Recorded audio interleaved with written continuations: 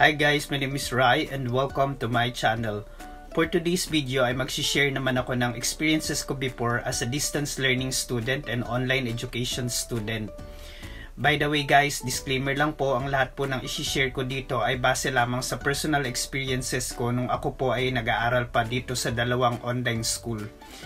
So, yung first online school po, ang tinake ko po dito ay AB Psychology at saka BSBA Management. At parehas ko naman po natapos yun.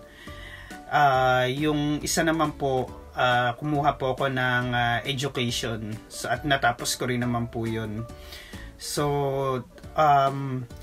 lately nakareceive po ako ng comments sa YouTube ko po kung saan ang sabi po ni Carl Louis 6065, Sir, pa-share naman po ng experiences nyo about online school. Mahirap po ba at magkano ang tuition fee?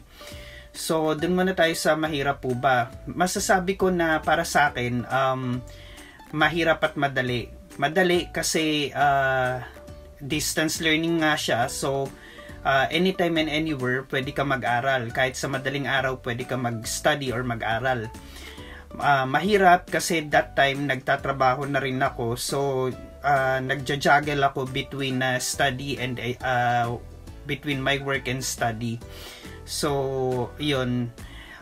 Regarding naman doon sa tuition fee, dito sa dalawang magkaibang school, yung isang school, ang tuition fee niya is 1,000 per unit.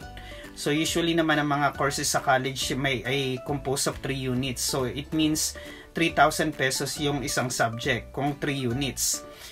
Tapos dito naman sa isang school naman is 2,500 during that time na nag-aral ako dito sa school na to. Pero kasi itong isang school naman na to, as far as I know, every 2 years nag-i-increase sila ng tuition fee. So right now, hindi ko na alam kung magkano yung exact tuition fee nitong school na ito.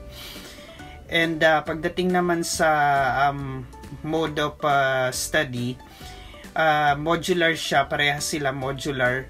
Pero dito sa isa, yung type of assessment nila is through quiz and final examination lang. While dito naman sa isa is meron silang short quiz, long quiz, prelim, midterm at saka final examination. So, sa modular type of approach naman ng learning, well, mostly magbabasa kayo nga ng mga modules.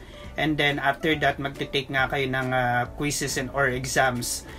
Doon naman sa isa, purely modular siya.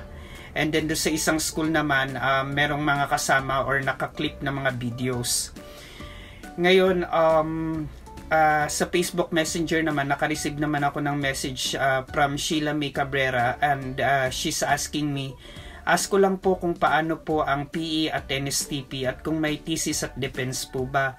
Regarding PE and NSTP, hindi na po kasi ako nag-take ng mga yun since na-credit na yung doon sa previous degree ko po from regular school.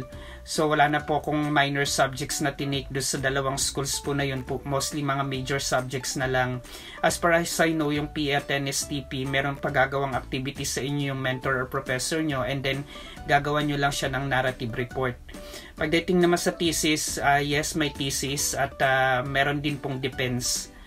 So, yun lang po. And kung may mga questions pa po kayo regarding distance learning and online education, feel free to comment in the comment section or message me at my Facebook Messenger, Rai Oliver Morales. Thank you so much and have a great day everyone. Bye!